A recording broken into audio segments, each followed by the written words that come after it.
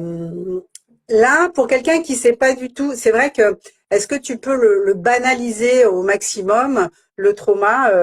Bon, tu vois, quand on parle de trauma, l'image tout de suite, c'est traumatisme crânien, c'est accident, j'ai été traumatisé, c'est ceci, Hmm. c'est cela. Est-ce que tu peux l'amener d'une différente manière, que les gens comprennent bien de quoi on parle, ou alors en tout cas que ça titille chez eux quelque chose si toutefois ils sont concernés.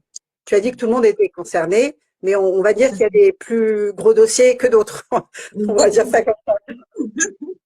Bon, alors déjà, je pense que je vais passer sur le fait qu'effectivement, il y a des traumas événementiels intenses, hein, comme j'en ai parlé, les agressions, etc. On a tous conscience que ça, c'est un traumatisme. Ouais. Donc, je vais plutôt aller sur l'autre partie traumatique, là où on a un peu moins conscience.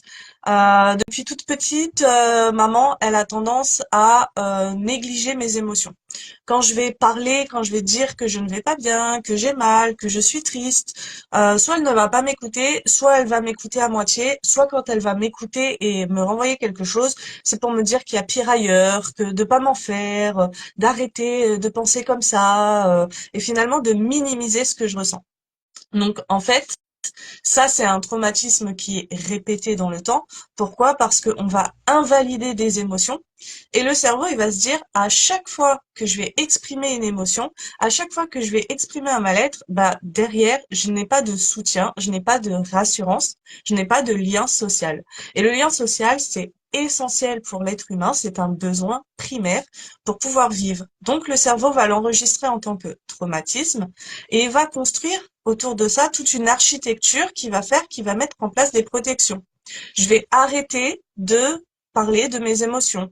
Je vais me surprotéger en disant qu'il y a toujours pire ailleurs. Je vais hyper rationaliser en trouvant toujours de la rationalité, des excuses, du confort dans ce que je ressens. Et finalement, je ne m'autorise plus à ressentir.